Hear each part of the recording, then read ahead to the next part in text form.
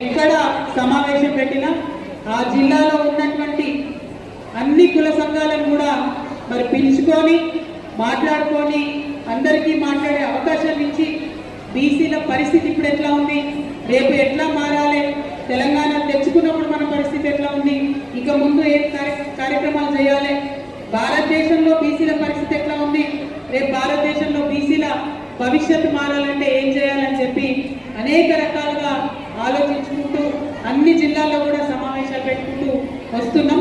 మరి సమావేశం పెట్టుడంటే ఏదో మీదికి హైదరాబాద్కి వచ్చిన ఇద్దరు ముగ్గురు మాట్లాడుకోవడం కాకుండా జిల్లాల్లో ఉండేటటువంటి వారందరినీ కూడా మాట్లాడించి మీ అభిప్రాయాలన్నింటినీ కూడా సేకరించి ఇవే అభిప్రాయాలని అవసరమైన చోట అవసరమైన సందర్భంలో వినిపించే విధంగా బీసీల గొంతుకగా యునైటెడ్ పూలే ఫ్రంట్ మరియు తెలంగాణ జాగృతి పనిచేస్తుందని చెప్పి మీ అందరికి కూడా నేను సంతోషంగా తెలియజేస్తా ఉన్నాను.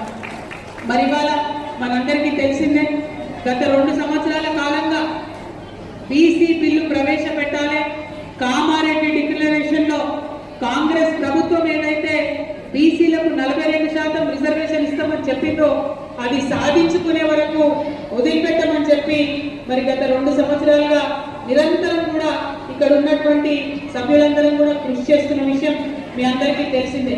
ఇప్పటి వరకు యూపీఎఫ్ కన్వీనర్ గారు కొల్లా శివశంకర్ గారు మాట్లాడి విస్తారంగా మొత్తం ఇప్పుడు ఉన్నటువంటి రిజర్వేషన్ అంశాన్ని కూడా వారు వివరించడం జరిగింది.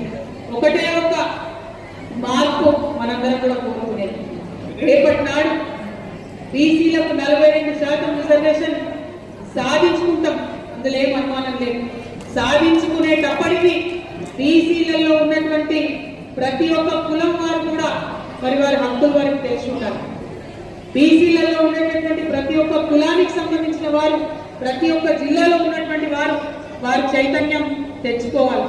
ఇంకా అనేకమైన కులాలు ఉన్నాయి, వార్డు మెంబర్ కూడా రానటువంటి కులాలు బీసీలలో చాలా మంది ఉన్నారు. సర్పంచులు కానటువంటి వారు బీసీలలో ఉన్న అనేకమైన కులాలు వారు ఉన్నారు. ఇక ఎమ్మెల్యేలు కానటువంటి వాళ్ళైతే ఇంకా చాలా కులాలు ఉన్నాయి. పెద్ద కులాలైనా ఎమ్మెల్యేలు కూడా కానటువంటి వాళ్ళు, అసెంబ్లీ గడపనెక్కనటువంటి వాళ్ళు అనేక మంది బీసీ కులాల వాళ్ళు ఉన్నారు. మళ్ళీ అంతేకాదు బీసీలలో మహిళలు మరీ దారుణమైన పరిస్థితి. మరి ఎవరి మహిళలైనా దారుణంగా ఉంటుంది పరిస్థితి.